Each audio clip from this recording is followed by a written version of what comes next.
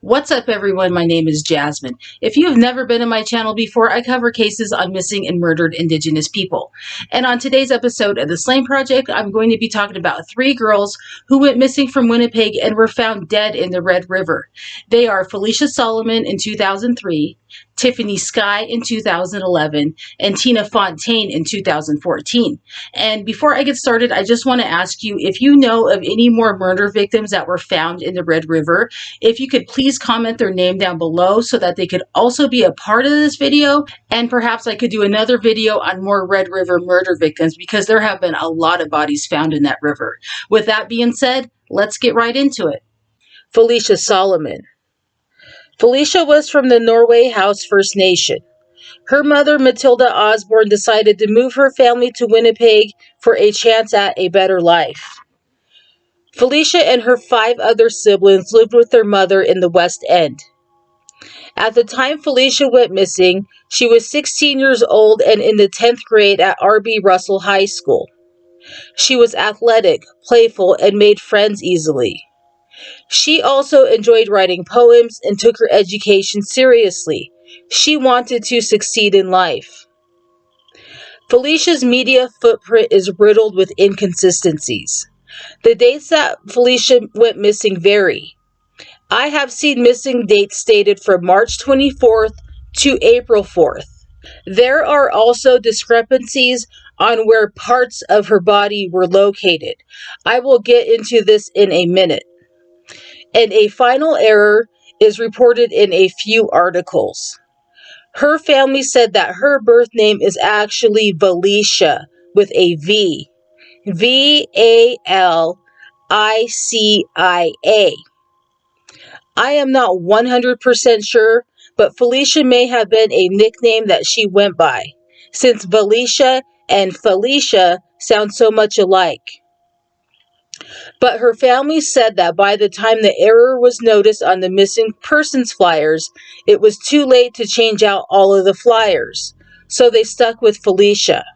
But I will refer to her as Felicia, since that is how she is referred to in her CBC profile and on her episode on the series Taken. In the episode, Sergeant Sean Pike of the Winnipeg Police said that Felicia was last seen on Sunday, March 30th, 2003. He also stated that she went missing while walking home and that she was last seen on the 500 block of Sherbrooke Street. He then said that she left one house to walk to another and never made it. Most news clippings say that she was last seen in the area of Toronto Street and Sargent Avenue. This intersection is in the west end of Winnipeg, the same neighborhood where Felicia lived. However, it is not entirely clear if she was walking from the 500 block of Sherbrooke Street to the area of Toronto Street and Sargent Avenue. If she did, the estimated walk time would be about 9 minutes. Now, Felicia was known to call her mom all the time and check in, so her family knew right away something was not right. Her grandma Darlene Osborne said when they first attempted to report her missing, they were told they had to wait 48 hours. In the meantime, Felicia's family looked all over the city and distributed missing persons flyers. Darlene would also express frustration over the newspapers and media claims that Felicia was a sex worker or a gang member. I am unsure why they would make these claims with no solid proof. Winnipeg is a large and crime-riddled city. It also hosts the largest Indigenous urban population in North America. About 10% of its population is Indigenous. That equates to about 8,000 Native people. And I have no doubt that sex workers and gangs were a part of Felicia's neighborhood. But the Winnipeg police did go on record and say they have no evidence that Felicia was involved in any of these activities. On June 11th, 2003 at about 11:50 a.m., Winnipeg River Patrol officers spotted a severed thigh near the Alexander Docks on the water's edge of the Red River. Another discrepancy pops up here. Some reports say that these human remains were found near the Luis Bridge.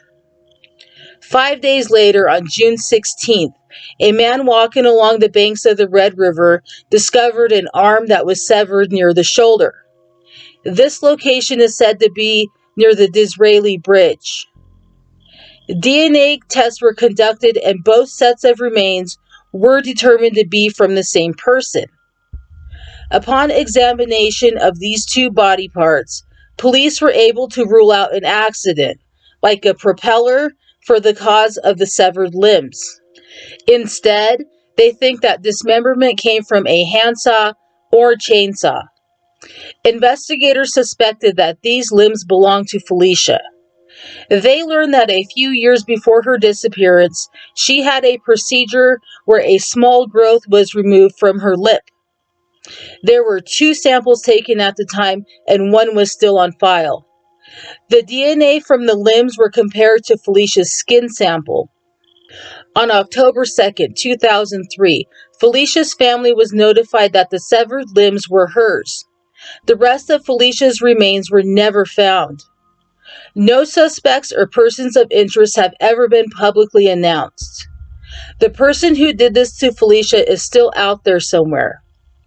It has been almost 20 years since her murder, and no one has ever been arrested. Felicia has other family members that have been murdered or are still missing. They are Helen Betty Osborne, murdered in 1971. Claudette Osborne Tayo, missing since 2008. And Hillary Wilson, murdered in 2009. The latter 2 I have featured in my MMIW of Winnipeg video. Project Devote, a special task force formed by the RCMP, investigated her murder before the program was shut down due to lack of progress. Tiffany Skye. There is not much info out there about Tiffany. She was 19 years old and from the Blood Vein First Nation. Her nickname was Olive, and most people who knew her say she was a beautiful person with a great smile. She was a talkative person who loved spending time with her younger sister and had dreams of becoming a social worker. Tiffany had a large biological family and a foster family who loved her very much. She was very close with both sides of her family. Her mother, Josephine Skye, said she last saw Tiffany at a relative's home on Boyd Avenue in the north end of Winnipeg.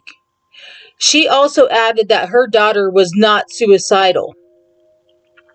Police say that Tiffany was last seen Monday, August 8, 2011, in downtown Winnipeg or a nearby area called the Forks.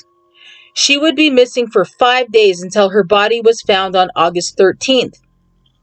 Tiffany was found in the Red River near the St. Andrews Dam, almost 30 kilometers north of Winnipeg.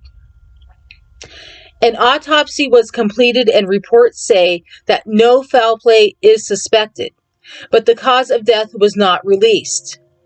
I could not determine if the cause of death was unable to be determined or if they just refused to release it. Project Devote also investigated Tiffany's death, so that tells me that investigators did suspect some type of foul play. It is unknown how Tiffany got so far away from Winnipeg or how she ended up in the Red River. Tina Fontaine. Tina was 15 years old and lived with her great-aunt, Thelma Fable, on the Seguin First Nation. Tina called her Grandma, which is how great-aunts are commonly referred to in Native family structures. She was estranged from her mother, whose name is Valentina Duck. She was from the Blood Vein First Nation. Her father, Eugene Fontaine, had been beaten to death on the Seguin First Nation in October 2011. This absolutely devastated Tina.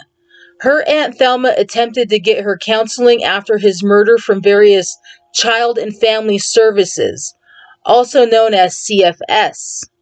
But these services were only offered far away from their First Nation and would be difficult to get to. Thelma believes that Eugene's tragic death led to Tina's downward spiral.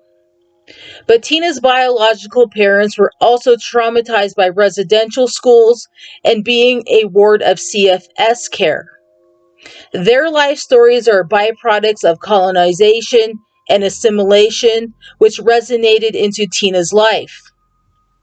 Eugene was a residential school survivor, and he later developed severe alcoholism and violent behavior. He left Seguin First Nation at the age of 12 and began living on the streets of Winnipeg. Tina's mom, Valentina, was placed in CFS care at age 6 and became a permanent ward of CFS at age 10 in the year 1992. She would soon begin running away, and she began to abuse drugs and alcohol. At the age of 12, she met Tina's dad, Eugene, who was 23 at the time. He soon began to pimp her out and would father 2 children with her, which was Tina and her younger sister, Sarah.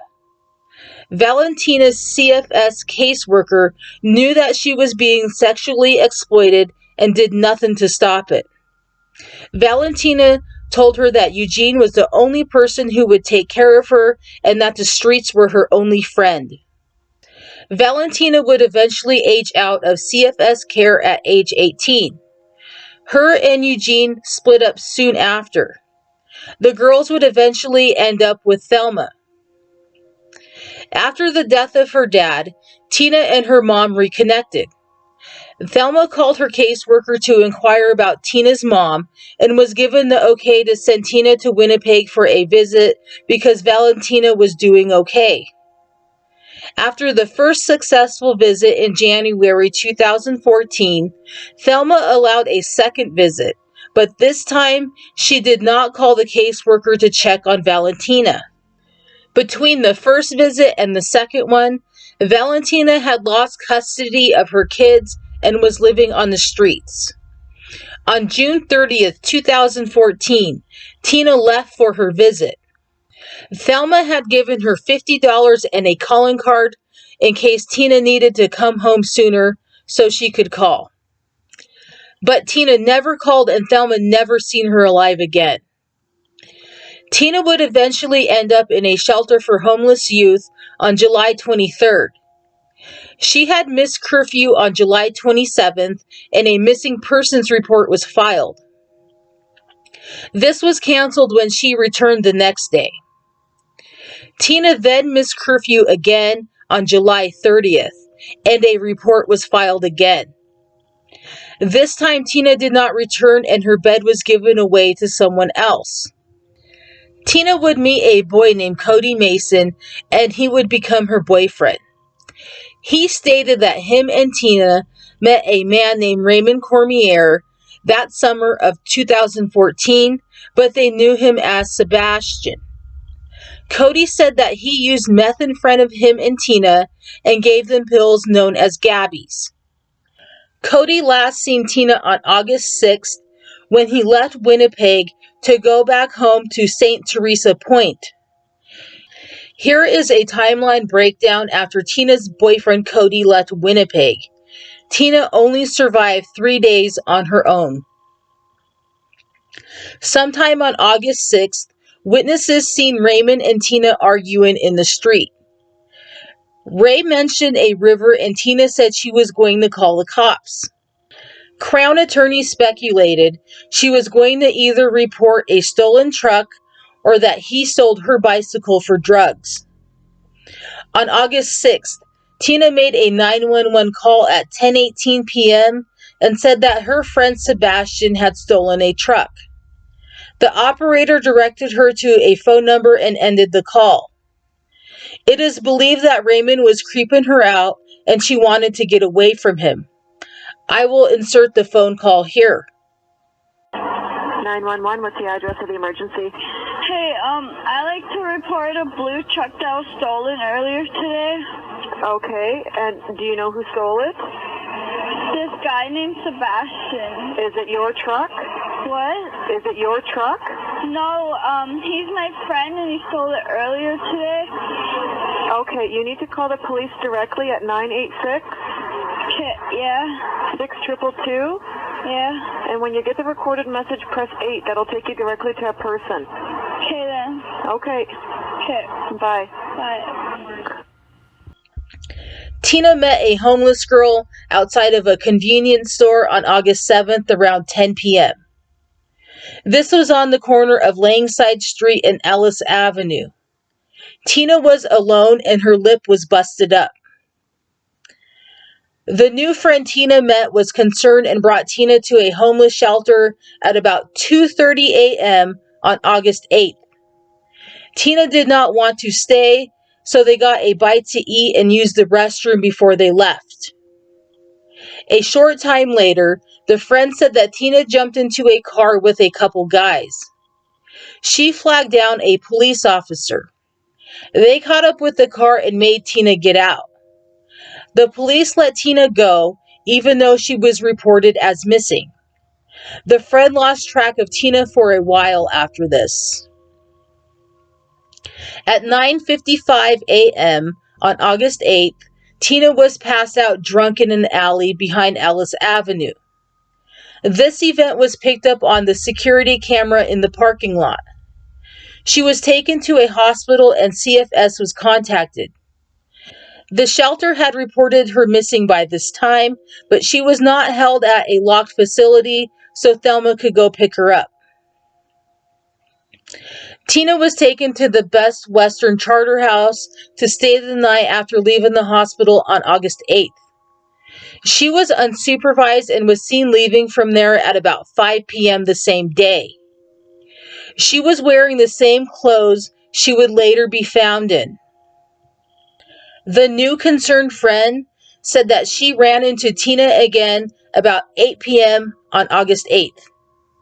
Tina told her about being taken to the hospital. The visit was brief and Tina was with an unknown male who she said was her boyfriend. Tina left with this man and said she would be back later. Tina found her friend again around 11 p.m. They hung out for a few hours.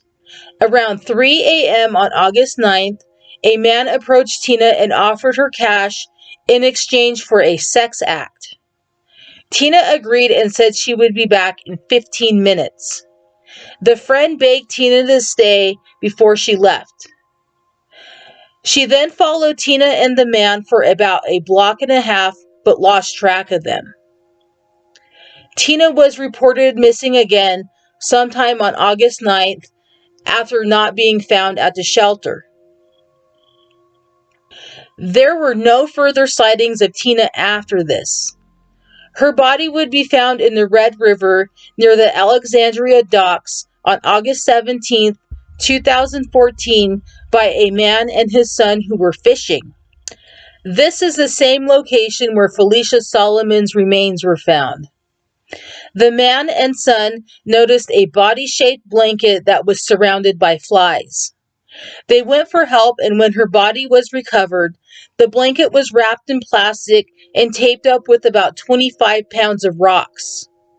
This was a failed attempt to weigh down the body, but to successfully do this, you need at least half of the person's body weight. Tina was 5'3" and 77 pounds. Upon examination, it was determined that Tina was dead for 3 to 7 days. Tina was missing for 8 days. The cause of death was labeled as undetermined. There was no evidence of bodily trauma or sexual assault.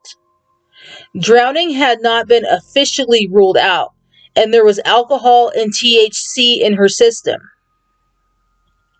Raymond Cormier was located and questioned by police on October 1st, 2014.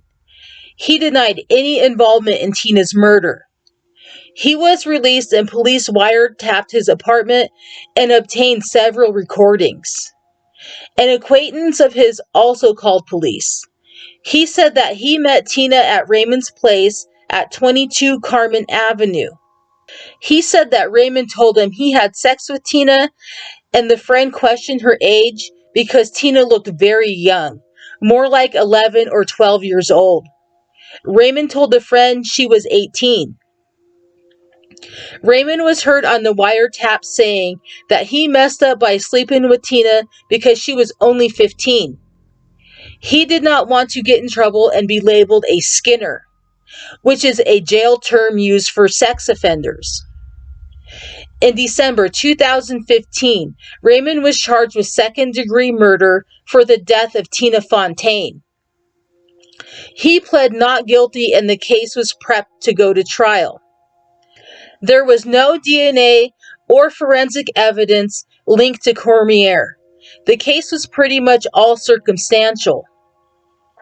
Decomposition and being in the river had washed away any biological evidence that may have been on Tina's body. During the trial, the wiretap evidence was brought up. Raymond's friend, who he told that he had sex with Tina, was brought in as a witness. Other witnesses said that Raymond had owned the same type of blanket Tina was wrapped in. Tina's boyfriend Cody testified about their encounters with Raymond, who they knew as Sebastian. Tina's aunt Thelma also testified, and the 911 call was played in court. The trial lasted 3 weeks, but in the end, the jury found him not guilty, and Raymond Cormier was a free man. People were outraged and felt betrayed by the justice system. Tina's death also helped propel Canada's national inquiry into MMIW. Tina's murder also helped spark a couple groups in Winnipeg. A group called Drag the Red was formed by family members of missing and murdered Indigenous women. They hope by dragging the river bottom, they can find evidence or body parts of the missing. I covered a little bit about Drag the Red in my MMIW of Winnipeg video. I will link it down below.